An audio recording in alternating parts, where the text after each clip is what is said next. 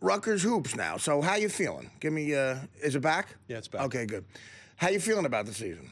Well, it's been a tough year. Right. You know, it's been a little up and down. We just got off. The good news was we won the Turnpike Bowl last night and beat Seton Hall. Yeah, I saw that. Which was good because that's always a good one to win. But, you know, we had a 6-game slide prior to that, which was tough because we're in every game. Right. You know, lose by 2 to Notre Dame, lose by 3 to Georgetown. You know, so young team with a lot of sophomores, all Jersey guys playing better. Like you could see it. They're like knocking on the door, getting ready to break through. A lot of talent, Jersey. You know, Rutgers is a weird thing because in the mid to late '80s, Seton Hall took over basketball in Jersey. Sure. They made a move with PJ and had that amazing run in '89, and got a lot of recruits because there's a lot of talent for basketball in Jersey. Yeah. And Rutgers always right there, but I think you're still hurting a little bit from, you know, had nothing to do with you from 25 years ago when they were so great. They were on the national map. It's been a long stretch. Right. You know, and I think the way our football fans felt 10 years ago is the way our basketball fans feel now. Like they see it coming, it's close, and like, let's go already. Let's get to the postseason. Right. But our coach has done a great job. You know, he inherited a difficult situation. He's recruited, you know, we have 4 sophomores on the team now, including 2 guards who are 2 of the best in the entire league. But, you know, they're maturing and getting a little bit better.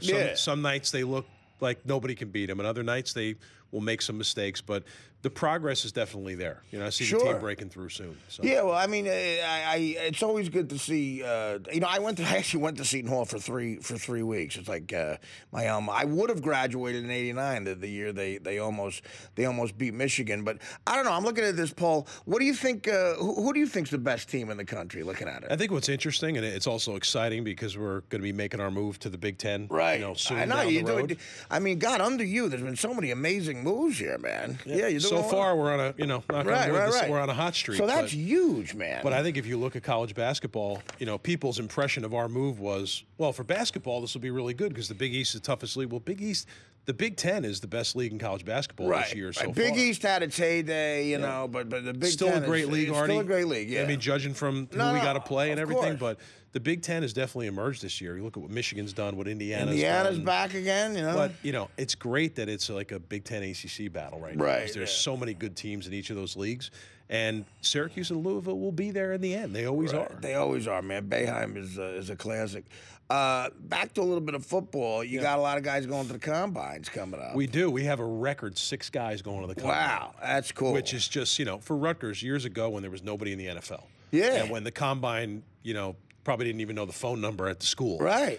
Suddenly we have 26 active guys in the NFL. Ray Rice is playing the now, Super how about Bowl. that? That's what, you know, before we get to the combine. Ray Rice, how about that, man? Phenomenal. Rutgers guy has a ring. And the best guy. Right. You know, because he's a well-grounded guy, like he understands. He seems like a great guy. Takes advantage of everything that he's been blessed He's with. popular, in his life. man. Yeah. I was at the game. DirecTV sent us to the game, and you know, when right before they played the national anthem, they were showing a lot of individual players on the screen. And it's funny. It seemed like not by a lot, but it seemed like there were more Ravens fans in the building. They had a slight edge. Right. Ray Lewis was up there. Place went. All the Ravens fans went nuts. Flacco went nuts. The biggest, and I even said this to my girlfriend because she noticed it too.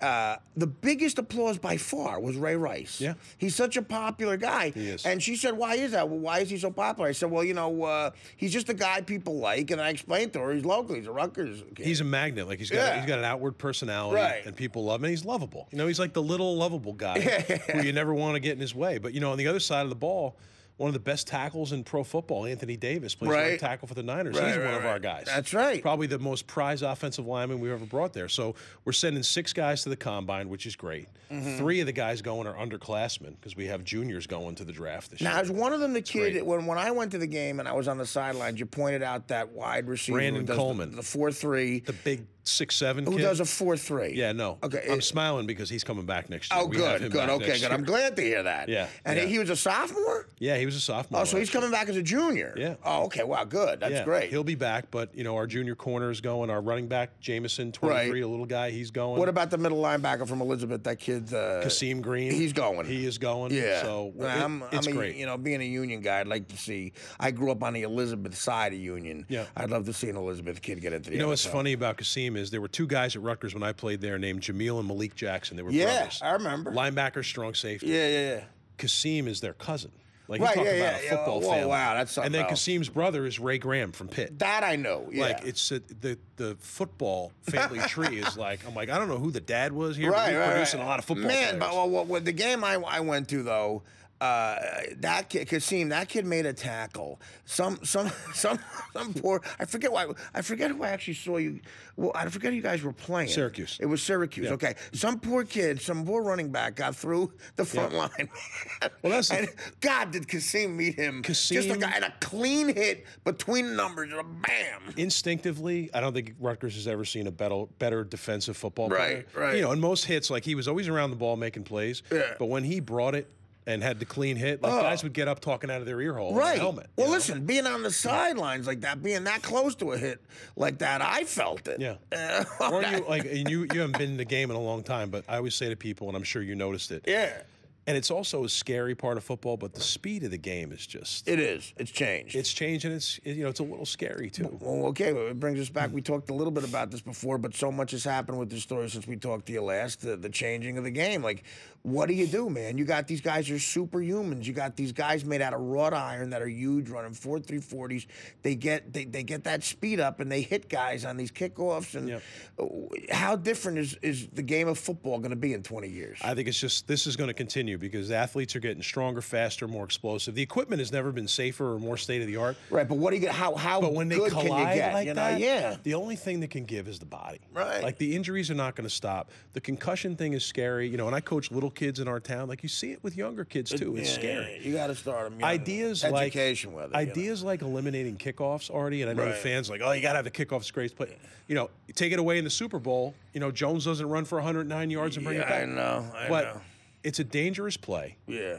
And the onside kick is the most dangerous play in football. Oh, God. You know, it's a suicide. Yeah. I don't think examining things like eliminating kickoffs are crazy. I really don't. And really? I don't. And I think years ago, some coaches, or recently coaches, have said, eliminate the helmet. Right. Because that's nuts. Well, but of course, naturally, psychologically, you don't have a helmet on, you're not going to go crazy. Think about it. You're going to tackle with your shoulder, and the way tackling was meant to be done.